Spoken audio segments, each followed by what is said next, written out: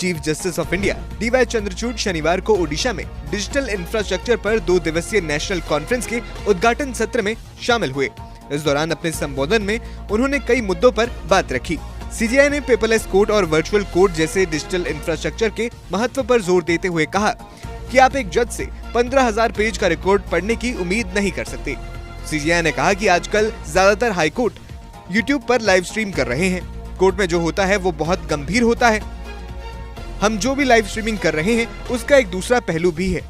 एक जस्टिस के रूप में हमें सीखने की जरूरत है। इस दौरान उन्होंने पटना हाई कोर्ट और गुजरात हाई कोर्ट का भी उदाहरण दिया।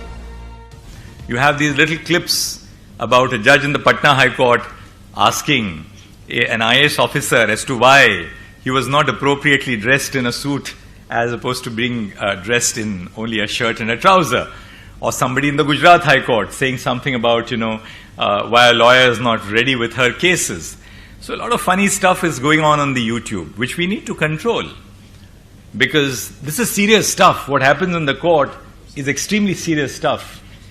Live streaming that we are doing has a flip side. We as judges need to be trained ourselves because we are now working in the age of social media. Every word which we say in the court is up on the public realm, which we realize when we are hearing the Constitution bench arguments. Very often citizens don't realize that what you say in the course of a hearing of a case is to open up a dialogue.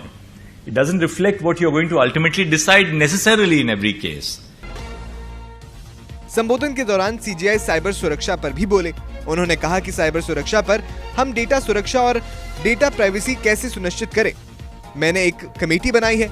इस committee को समय लग रहा है क्योंकि ये हमारे काम का सबसे कठिन और सबसे जरूरी हिस्सा है। हम डेटा सुरक्षा और प्राइवेसी के लिए एक नेशनल मॉडल डेवलप कर रहे हैं। जब भी ये पूरा होगा हम एक बड़ा मुकाम हासिल कर लेंगे। चीफ जस्टिस ने कहा कि हमने हाल ही में एक LGBTQ हैंडबुक लॉन्च की है। जल्द ही हम जेंडर के लिए अनुचित शब्दों की एक लीगल ग्लॉसरी भी जारी करने जा रहे हैं।